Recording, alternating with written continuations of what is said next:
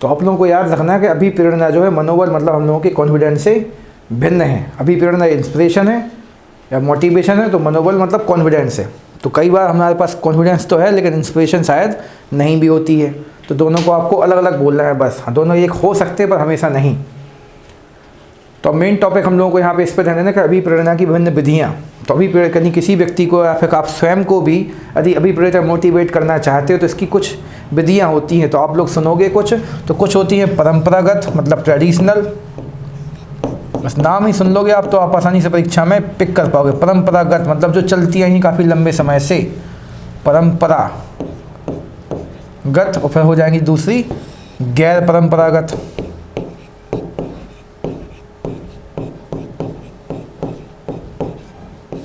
ठीक है, मत नहीं गत लिखना है, ठीक है, थोड़ी तो भावना हमारी समझ लो आप लोग। तो परंपरागत और गैर परंपरागत। तो परंपरागत में विधि में मतलब वही जो लंबे समय से चली है जिनमें कोई खास वैज्ञानिक पुट आपको देखने को या सुनने को नहीं मिलेगा। जैसे कि क्या हो जाएगा, भय या दंड का सिद्धांत।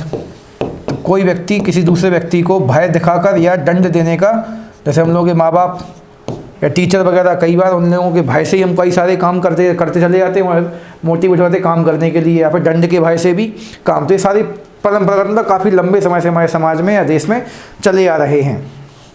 ठीक है, दूसरा कौन सा आपको याद रखना है, पुरस्कार की विचारधारा या सिद्धांत। यदि हम लोग ये सोचते हैं कि ये वाला काम अच्छा करेंगे तो हम लोगों को क्या मिलेगा, पुरस्कार मिलेगा।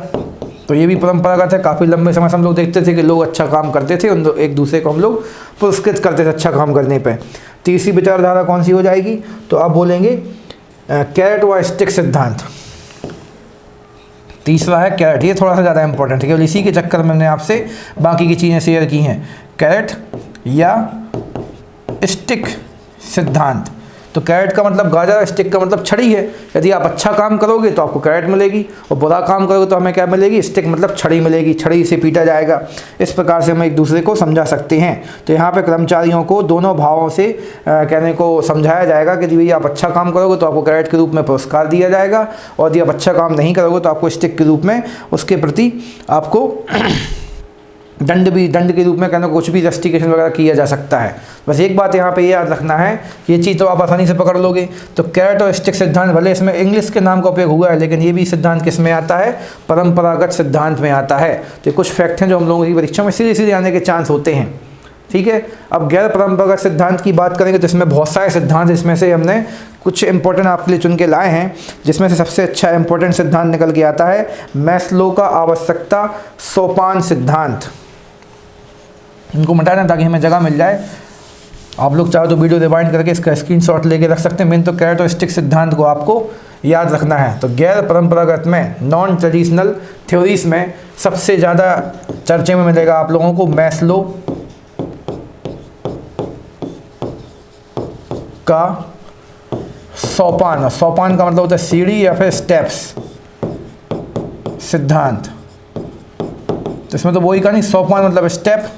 तो मैस्लो साहब ने, मेन तो देखो परीक्षा में सीधा क्वेश्चन बनेगा अभिप्रेरणा का सोपान सिद्धांत किसने दिया, तो आप बोलेंगे मैस्लो ने।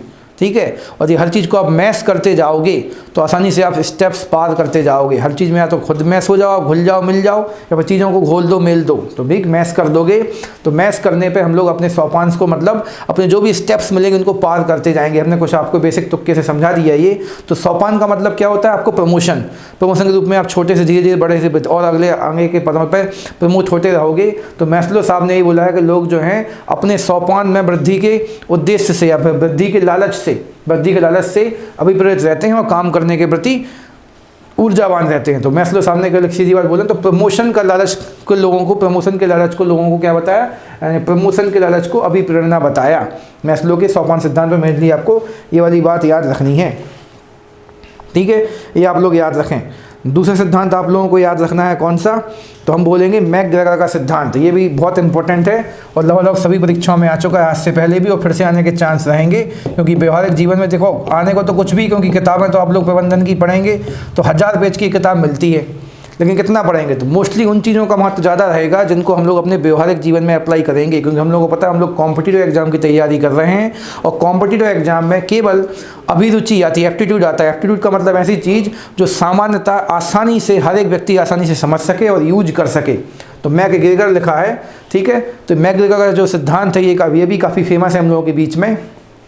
तो मैकग्रेगर का सिद्धांत जो है, इनके सिद्धांत का पूरा नाम क्या है, एक्स व बाय सिद्धांत। तो यहाँ से भी खूब क्वेश्चन बनते देखे गए होंगे आप लोगों को, कभी आपने आज से पहले इस टाइप के पेपर दिए होंगे।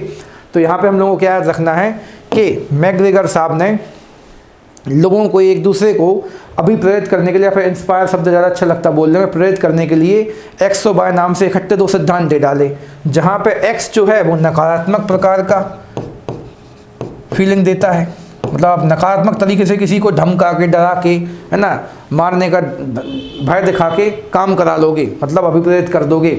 और बाय सिद्धांत में, बाय सिद्धांत जो है सकारात्मक प्रकार का है। मोस्टली क्वेश्चन तो यही बनता है। बस फिर से रिपीट करते हैं कि यदि आपसे परीक्षा में मान लीजिए पूछा गया, परीक्षा में पूछा गया कि किसी व्यक्ति से आपने ये बोला कि आप अच्छे से काम कीजिए, हम आपको पुरस्कृत करेंगे, तो मैकग्रेगर के सिद्धांत के तहत एक्स सिद्धांत का भाग है कि बाय सिद्धांत का भाग है। तो आप बोलेंगे सर आपने उसको पुरस्कार का लालच दिया है, मतलब आपने उसके साथ में किसी प्रकार से दुष्व्यवहार नहीं किया है, तो आपने उसके साथ में सकारात्मक सिद्धांत का, मतलब बाय सिद्धांत का अनुसरण किया है। यदि आप उसको डराते हो, धमकाते हो, कुछ भी ऐसे गलत काम कर रहे हैं जिससे व्यक्ति परेशान हो सकता है, लेकिन और मजबूरी में काम करता है, तो वो नकारात्मक अभिप्रेरण कहा जाएगा और वो एक्स सिद्धांत का हिस्सा माना जाएगा। ठीक है, बस यहाँ पे एक चीज़ बस आपको ये ध्यान देना है कि महत्वाकांक्षी बन के यदि आप कोई काम कर रहे हैं, ठीक है, महत्वाकांक्षी, अभिलाषी होना अलग बात है, महत्वाकांक्षी हो यदि आप, और फिर उस सिद्धांत को लेकर, महत्वाकांक्षी की भावना से प्रेरित होकर यदि आप यदि आप अभिप्रेरित हुए हो, तो वो मैकग्रेगर ने किस में रखा हुआ है, एक्स में, महत्वाकांक्षी होना, ठीक है, एक्स्ट्रा एम्बिशियस होना, तो वो मैकग्रेगर ने एक्स सिद्धांत में रखा है। तो क्योंकि जैसे हम लोग बात कर रहे हैं सिकंदर साहब की, सिकंदर साहब जो थे पूरी दुनिया पे महत्वाकांक्षी, दुनिया पर राज करने के महत्वाकांक्षी थे, उस वाले लालच में आकर उन्होंने दुनिया में कई जगह पे मारकाट की और लाखों लोगों को शहीद बना दिया, फिर मार डाला। तो ये वाला काम नकारात्मक था अपने आप में। महत्वाकांक्षी आपको अच्छे सेंस में नहीं बोला, यदि आप अच्छे सेंस में लेके जाएंगे तो आप बोलेंगे हमारी आकांक्षाएँ हैं लेकिन महत्वाकांक्षाएँ नहीं। जो भी हो, हम अभी समझाने में पूर्णतः सफल नहीं हो पाए, तो आपको ये याद रखना है कि महत्वाकांक्षी वाला जो सिद्धांत है वो किस में आना है, एक्स प्रकार में आना, ना कि बाय प्रकार में। यदि हम कुछ और शब्द मिलते हैं तो आगे जाके फिर से हम इस चीज़ को आपसे शेयर करेंगे। इसी के बाद एक और टॉपिक आप लोगों को याद रखना है कि मैकग्रेगर का एक्स बाय सिद्धांत तो है ही इंपॉर्टेंट, उसके अलावा एक और सिद्धांत इंपॉर्टेंट हम लोगों का कौन सा, तो जेड सिद्धांत। तीसरा कौन सा है, तो आप बोलेंगे जेड सिद्धांत। तब एक्स और वाई आया तो जेड की चर्चा भी अपने आप आ जाती है, उससे हम लोग डाउट में जाते हैं जेड सिद्धांत किसने दिया, क्योंकि एक्स और वाई सिद्धांत तो मैकग्रेगर ने दिया, वो दोनों इकट्ठे दिए, एक्स नकारात्मक तो वाई सकारात्मक। इसमें भी आपको हम फिर से रिपीट करते भैया, एक्स पहले आया लेकिन वो नकारात्मक है और वाई बाद में आने के बाद भी क्या है, नकारात्मक। तो इसको ज़्यादा अच्छे से इस प्रकार समझ पाओगे। सर एक्स का मतलब ही क्या होता है, क्रॉस, और क्रॉस किस चीज़ को दिखलाता है भैया, नहीं यहाँ प्रवेश नहीं करना है, मतलब वर्जित है। तो एक्स नकारात्मक को, और बाय बाय करेंगे मतलब खुश हैं, किससे हम लोग बाय बाय करते हैं, जिससे खुश नहीं तो इससे कुछ नहीं बोलते, जिससे खुश हैं उससे हम लोग बाय बाय भी करेंगे, तो बाय से सकारात्मक। तो जो जेड थ्योरी है या जेड सिद्धांत है वो जापान के एक दर्शन शास्त्री, इन सबको दर्शन शास्त्री बोल सकते हैं, औ के बाद ची लगा देना है।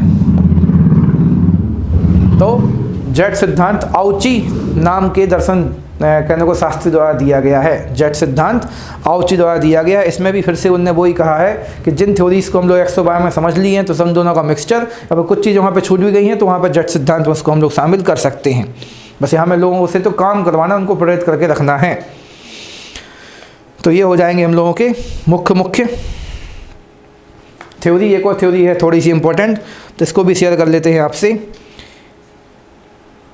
एल्डर फर की ERG थ्योरी चौथी, ये भी गैर परंपरागत है, मतलब अभी इनको आधुनिक जगत में अपनाया गया है, लेकिन पहले ये मनुष्य के समान व्यवहार में नहीं थी।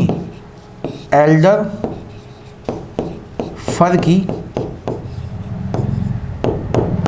ERG थ्योरी है सिद्धांत। तो क्या करना पड़ेगा, तो हमें अब थ्योरी ही लिख देना पड़ेगा क्योंकि की लिखा है हमने।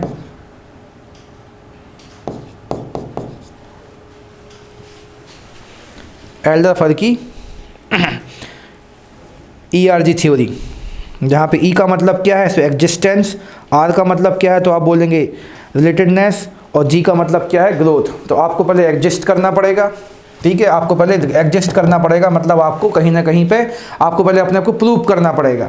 ठीक है, फिर आपको लोगों से संबंध स्थापित करने पड़ेंगे कार्य करके, और फिर आप दोनों लोग मिलकर जिससे संबंध बनाए हैं आपने, दोनों लोग मिलकर ग्रोथ करेंगे। तो इस प्रकार से यदि आप काम करोगे तो आप लोगों को फिर अभिप्रेत कर पाते। पहले आपको यहाँ पे खुद पे ध्यान देना है, अपने एग्जिस्टेंस पर ध्यान देना है, उससे लोग आपसे संबंध स्थापित करेंगे, लोग आपसे सामान चीज़ खरीदेंगे, फिर आपसे काम कराएंगे, और फिर उनके साथ मिलकर आप क्या करोगे, ग्रोथ करोगे। किसी को बोलेंगे ERG थ्योरी, किसके द्वारा, तो एल्डर फर, और फर वाले कपड़े पहन के हम लोग अपना विकास कर सकते हैं। G फॉर ग्रोथ है यहाँ पे। तो 4 सिद्धांत ज़्यादा इंपॉर्टेंट है किसमें, अभिप्रेरणा में। इनको आप लोग थोड़ा सा एक बार फिर से रिवाइज कीजिए, कोई भी डाउट बनता है तो हमसे संपर्क तो कर ही सकते हैं आप लोग। तो अभी हाल आगे बढ़ने का हम ज़्यादा अच्छा समझेंगे। तो अभी प्रेरणा का अर्थ है बस क्या करना, मोटिवेट करना, और यहाँ पे सीधी बोलूँ तो इंस्पायर करना, ताकि लोग हमें देख के कुछ हद तक इंस्पायर हो सकें, ना कि एक्सपायर। आगे चलते हैं, संचार या कम्युनिकेशन। तो संचार तो काफ़ी इजी टॉपिक है, इस पे आप लोग आसानी से विचार दे पाओगे कि हम भी आपसे बात कर रहे हैं तो हमारी बात आप लोगों को सुनाई दे रही, तो हमारे विचार जो हैं आपके पास तक पहुंच रहे हैं। तो इस वाले कारण को, इस वाले साधन को हम लोग एक शब्द में क्या नाम दे देंगे, संचार या कम्युनिकेशन। अब चाहे हाथ हिला के कुछ भी बोले कि नहीं भैया ये चीज़ क्या है, गलत है, बेकार है, तो ये सभी प्रकार की जो हम गतिविधियाँ दर्शाएंगे आपसे, वो सभी क्या कहलाएंगे, संचार या कम्युनिकेशन कहलाएंगे। तो इस पर फिर से हमने देखो आर्डवे टीड का नाम लेके आए हैं। तो आर्डवे टीड ने संचार के बारे में क्या बोला है कि संचार वह प्रक्रिया है जिससे एक व्यक्ति अपने विचार और भावनाएं दूसरों तक पहुंचाता है, या पहुंचता है नहीं होना चाहिए, पहुंचाता है। तो ये प्रक्रिया है, सीधी बात है ना, एक प्रोसेस है कम्युनिकेशन। संचार के यदि प्रकारों पर बात करें सीधे, तो संचार के हम लोगों को देखो उद्देश्य तो पता ही है कि हम लोग अपने विचार अपनी खोजें, अपने जो भी साधन है पर जो भी कहने को खोजें, जो भी हैं अपने पदार्थ हैं, अपने उत्पाद हैं, यदि आपको यहाँ से वहाँ पहुँचाना है तो आपको पहले लोगों से बात करनी पड़ती है, उनको परिचय देना पड़ता है। तो इन सभी बात करने को, परिचय देने की विधियों को हम लोग एक शब्द में कह देंगे संचार स्थापित करना पड़ेगा। तो इस पर तो कोई खास डाउट आने वाला है नहीं हमारे ख्याल से। इसमें फिर से वही अच्छी बातों को अच्छा संचार मानेंगे, बुरी बुरी बातों को बुरा संचार मानेंगे, इसलिए उस पर कुछ खास चर्चा करने की आवश्यकता में दिख नहीं रही है। आप लोगों का समय और दिमाग ज़्यादा यहाँ पे उलझाने की कोशिश नहीं करते हैं। और सबसे पहले हम लोग चर्चा करते हैं संचार के प्रकारों में अधोमुखी। अधो का मतलब का नीचे होता है, ठीक है, यहाँ पे वैसे इंग्लिश में भी लिखा है डाउनवर्ड्स। तो अधोमुखी संचार, तो इसमें क्या हो, किसी भी प्रणाली में, चाहे हम लोग ऑफिस की बात करें और चाहे कहीं भी किसी भी संस्था में बात करें, तो जो ऊपर का व्यक्ति होता है, समझिए अपन ऑफिस की बात करें तो ऊपर के जो अधिकारी हैं वो नीचे के अधिकारियों से यदि कोई बात करते हैं तो उस संचार को हम लोग क्या नाम दे देंगे, अधोमुखी संचार। ठीक है, ऊपर के अधिकारी द्वारा नीचे के व्यक्ति से बात करना, फिर कोई भी संचार स्थापित करना, अधोमुखी संचार कहला जाएगा। ऊर्ध्वमुखी का मतलब क्या हो जाएगा, सेम भैया ऊपर वाले से बात करोगे आप, तो जब भैया नीचे का कोई कर्मचारी या अधिकारी ऊपर के अधिकारी या कर्मचारी से बात करता है, ठीक है, उसको क्या बोलेंगे, ऊर्ध्वमुखी संचार कह देंगे।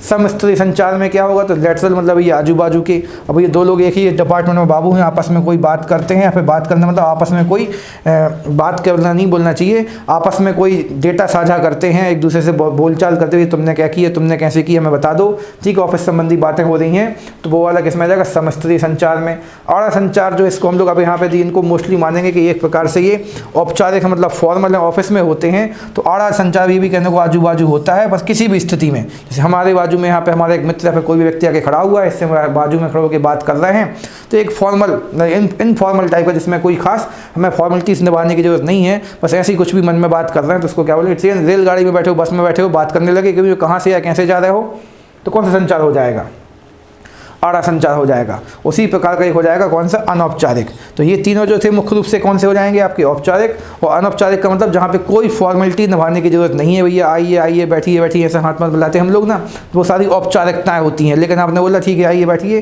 तो अनौपचारिकता में, ठीक है।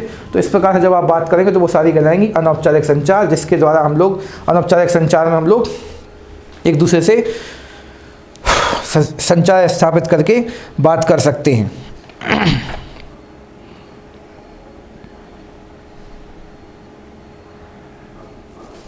बस एक फैक्ट मिलता है हमारे लिए कि अनौपचारिक संचार को अंगूर लता, अंगूर मतलब वही ग्रेप्स,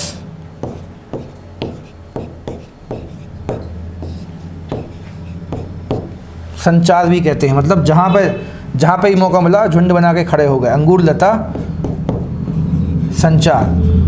तो अनौपचारिक संचार जो है समूह में भी हो सकता है। अंगूर कैसे होते हैं, तो आप कोई बात किसी से बात कर रहा है, जैसे हम लोग बहुत बोलते हैं शादी आदि में गए हम लोग, अब शादी में ये स्टेज पे फंक्शन चल रहा है, फिर किसी नेता के हम लोग भाषण सुनने गए, तो नेताजी भाषण तो दे रहे हैं, नेताजी भाषण तो दे रहे हैं, लेकिन कुछ लोग यहाँ पे झुंड बना के अपने हिसाब से काम कर रहे हैं, कुछ लोग यहाँ पे अपने झुंड बना के अपने हिसाब से बातचीत कर रहे हैं।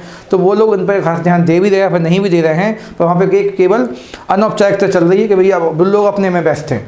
तो अनौपचारिक संचार को हम लोग अंगूर लता संचार के नाम से भी जानेंगे, इसको आप ध्यान रखें। अंगूर मतलब वही ग्रेप्स, ठीक है, तो ग्रेप्स बाइंड का संचार भी कह सकते हो आप इसको। और जो अफवाहें आती हैं, र्यूमर्स, ठीक है, अफवाहें, वो भी किसका हिस्सा है, तो आप बोलेंगे अनौपचारिक का। यहाँ से कुछ फैक्ट उठते हैं तो इन पे आपको ध्यान देना है। तो अनौपचारिक संचार के अंतर्गत अफवाहें भी आती, क्योंकि भैया वहाँ पे ऐसा हो गया, जाके देखो पता नहीं कुछ नहीं हुआ है। तो जो लोग अफवाहें फैलाते हैं वो संचार भी कैसा है, अनौपचारिक। इसमें कोई नियम कानून का पालन नहीं किया जाता है। फिर से बोल दें, औपचारिक का मतलब होता है नियम कानून के तहत, रीति रिवाजों के तहत काम करना, औपचारिकता निभानी पड़ेगी आपको। लेकिन अनौपचारिकता का मतलब कोई रीति रिवाज नियम कानून आपको फॉलो नहीं करने हैं।